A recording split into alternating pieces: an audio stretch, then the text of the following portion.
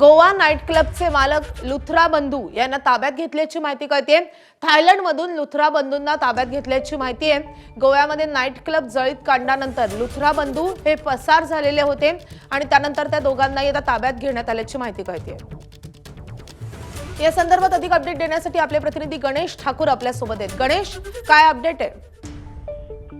गोवा पोलिसांकडून आणि एनईए कडून एक ब्लू कॉर्न नोटीस इश्यू झाली होती। दोघांचे पासपोर्टही सस्पेंड केले गेले होते आणि यानंतर अनेक 2 दिवसांपासून सर्व एजन्सीज ज्यामध्ये सीबीआय, इंटरपोलची मदत घेऊन आणि NEA, minister of external affairs, Goa सरकार या सगळ्यांकडनं प्रयत्न सुरू होते ह्या दोघांना फुकेटच्या बाहेर जाऊ द्यायचं नाही म्हणून।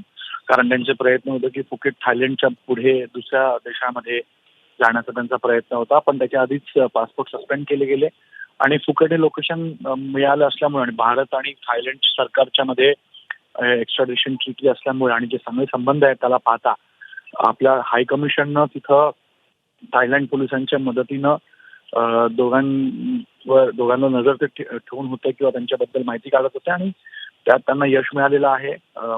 फुकेट सोडून जाताना कळत आहे आणि यामुळे आता पुढची प्रोसिजर म्हणजे डिपोर्टेशनची पूर्ण करण्याची प्रक्रिया सुरू झाल्याचं कळत आहे। हाय कमिशन यात मदत करत आहे, एनईए कॉर्डिनेट करत आहे आणि सीबीआय जी नोडल एजन्सी आहे ती इंटरपोलशी बोलून शक्यता आहे की गोवा सरकार किंवा गोवा पोलिसांचे काही अधिकारी, सीबीआयचे काही अधिकारी जी नोडल एजन्सी आहे आणि एनईएचे काही अधिकारी मिळून थायलंड फुकेटला जाऊन या दोघांना भारतात आणण्यासाठी पोचतील।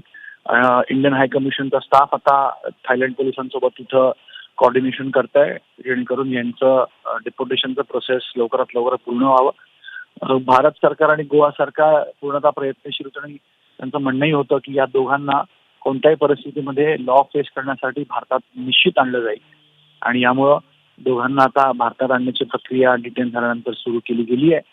शक्यता आहे की आज संध्याकाळपर्यंत ती पूर्ण व्हावी आणि आज उद्यामध्येच त्यांना भारतात आणण्यात यावं अशी माहिती सूत्रांकडून मिळते। नक्कीच ही मोठी अपडेट आहे या प्रकरणामधली। गणेश, धन्यवाद या सगळ्या सविस्तर माहितीसाठी।